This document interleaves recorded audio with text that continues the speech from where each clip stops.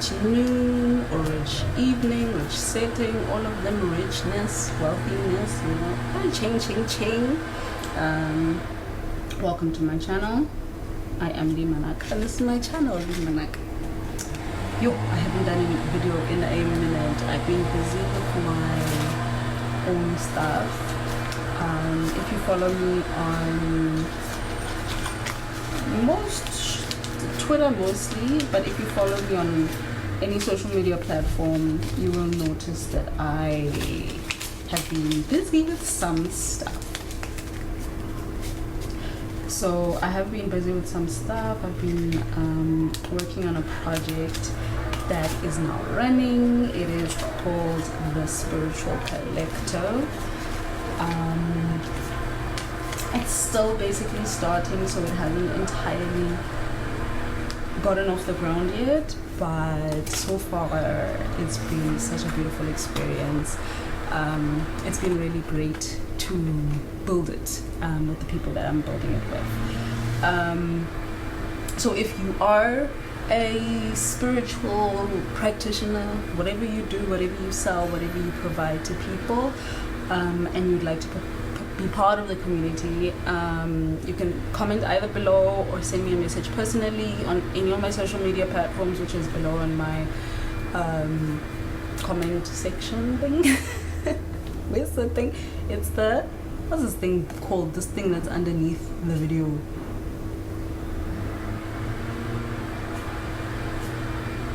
Yeah, I don't know what it's called, but this thing where you can put information that always stays on your video, basically.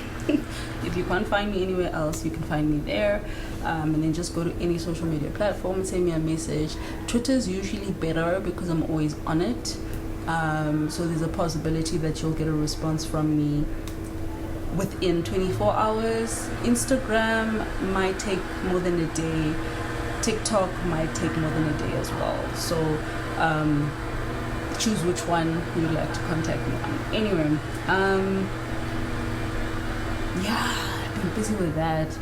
I've been also busy with a lot of like I guess inner healing, focusing on figuring out what it is that I want out of my life right now, figuring out what it is that I need to do to get to my manifestations, because you know, like, we always trying to manifest things but we forget we aren't exactly where we need to be in terms of those manifestations. For example, like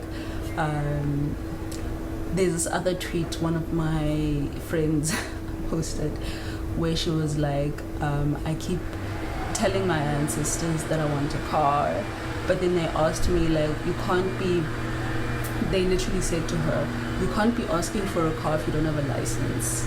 Like, a car can't come to you without a license. It can't show up in your reality without a license. So how about you manifest the first part first? Manifest being able to pay for your learners. Manifest being able to study and pass your learners. Manifest being able to get your actual driver's license, you know, and then manifest the car. Like, the car can still be there, it can still be something that's in your mind's eye, but it must be something that you don't forget, that all the steps need to be done, you know. And it's not really about the how you're gonna get everything, it's more like knowing how you're gonna get your manifestations type of a thing. So I think that's one thing that I've also been trying to figure out, because I know exactly what I want out of life. I think I spend a lot of my time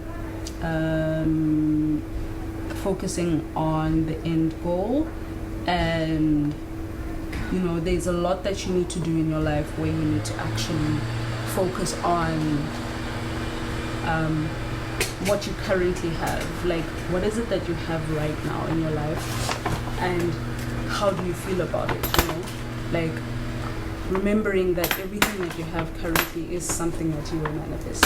You know, you live the life that you were asking for, and you might not live it entirely to the extent that, say, maybe you wanted to.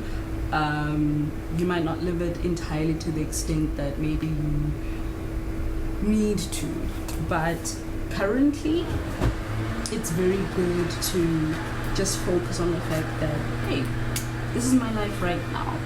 I need to at least try enjoy what it is that I have going on for myself. I need to try enjoy everything that I have that's still working out for me. And also right now there's a lot going on in the cosmos. I'll try see if I can write a blog on my Patreon. It'll be on my website as well, where I can give you advice on how to move in terms of the energies that are happening right now, because there's a lot of triggers that will be happening and a lot of emotions and things from the past and traumas and all of that will be coming to the surface that need to be dealt with and not ignored. So definitely something that we need to look into. So there's a whole lot of planets in Aries. I'll try to put up the chart for today. There's a whole lot of planets in Aries, a whole lot of planets in Pisces. It is the Pisces season. I mean, obviously, if we look at it from a Kemetic view or a South African energetic astrology view, then we are basically lots of planets in Libra instead of Aries, and lots of planets in, what's opposite of Pisces? Virgo? Yes, lots of planets in Virgo. So for me, I've always looked at it as sister signs. So because they are sister signs, the energy will show up no matter what, whether it's consciously or subconsciously. I think that's one of the biggest reasons why I'm so grateful to have learned human design, because human design shows you your unconscious side and your conscious side, and your conscious side is usually what you've already worked on. It's usually something that's already available to you in your day-to-day life. And then the unconscious is something that you have to learn from and learn to do and learn to be able to use for yourself. So I think no matter what, you will always get the energy of your sister sign. So for me, it's a big thing to always look at. I mean, lucky for me at least, I have a stellium in Cancer and Capricorn, so I'm always looking at both no matter what. But I think that a lot of people, especially if you have a stellium, look at the sister sign, look at the energy of the sister sign, especially when something big like the full moon, having the lunar eclipse, and all of these retrogrades and all of these planets in Aries and Pisces and all of that. You need to look at the sister signs, look at the houses that they're in, and look at the opposite houses that they're in, so you can really see where it's going to affect you. Yeah.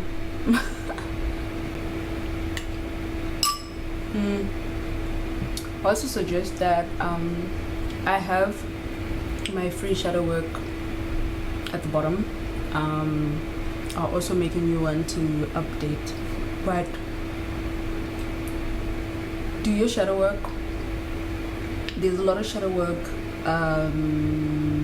steps and all of that in what's it called? There's a lot of steps and all of that on Pinterest, on Google. You can find it anywhere, but if you want to use mine, it is below.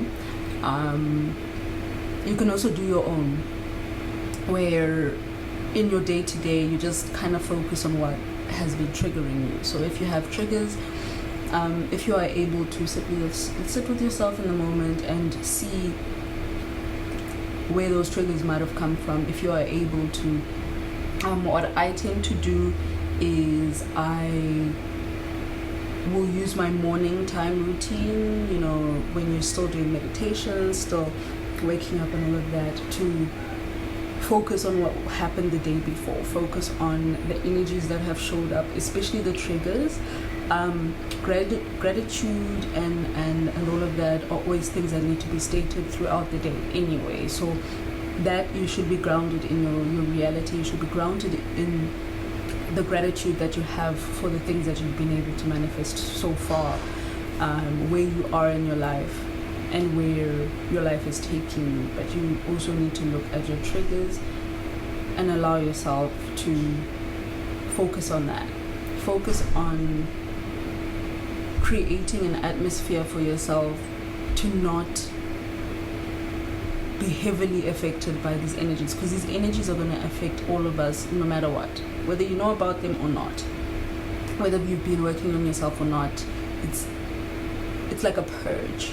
So whatever is coming up needs to be purged out of your system. It needs to be purged away so that new things can come in. Remember, as much as a lunar eclipse is about release, even a full moon is about release, it's about letting go.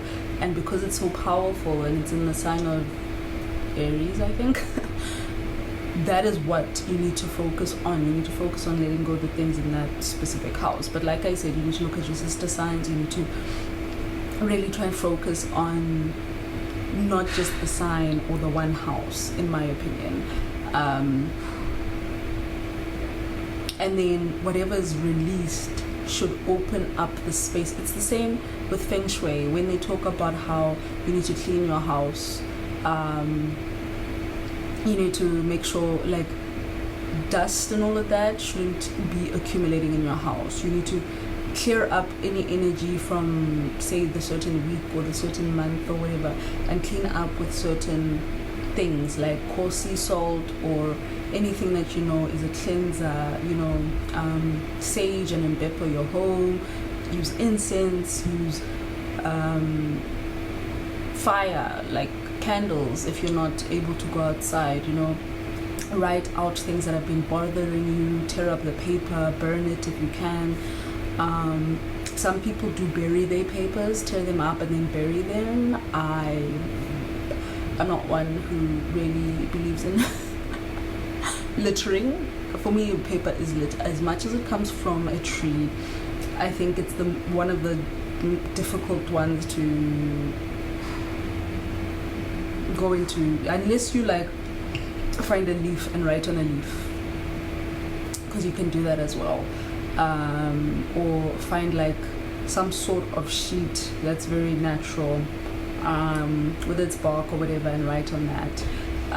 Maybe write in the sand and then use some water to throw to clear out whatever you've written, but that just to clear it out, because writing is very powerful. Writing used to be a spell.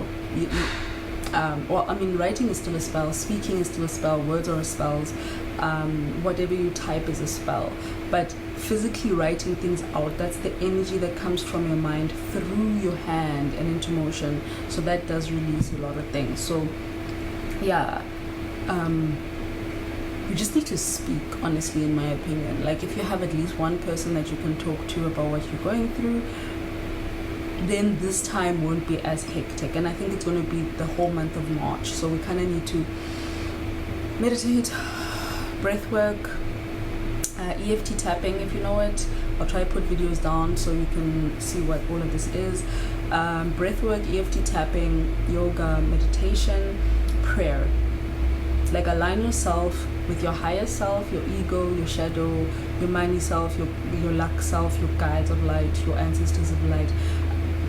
Align yourself with your God. Align yourself to the extent that you are communicating on a daily basis, so that when information comes to you, because our ancestors and our gods, they communicate with us in so many different ways that sometimes we don't even notice, Sometimes we don't even have that thing to say, oh, damn, it was them, So you need to be able to align yourself with that. And if you need help aligning yourself, I do human design. I do speak about it a lot. I do human design analysis. So if you want a mini reading, mini readings are 100 Rand or $5. Just contact me. Any of my social media platforms. Twitter is usually better because I'm on that all the time.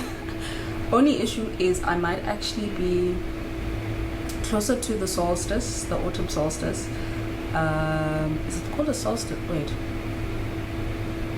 Summer solstice. Equinox. I keep getting these names wrong. Closer to the autumn equinox, I will be off social media. So for about a week. So you can speak to me. Let's see.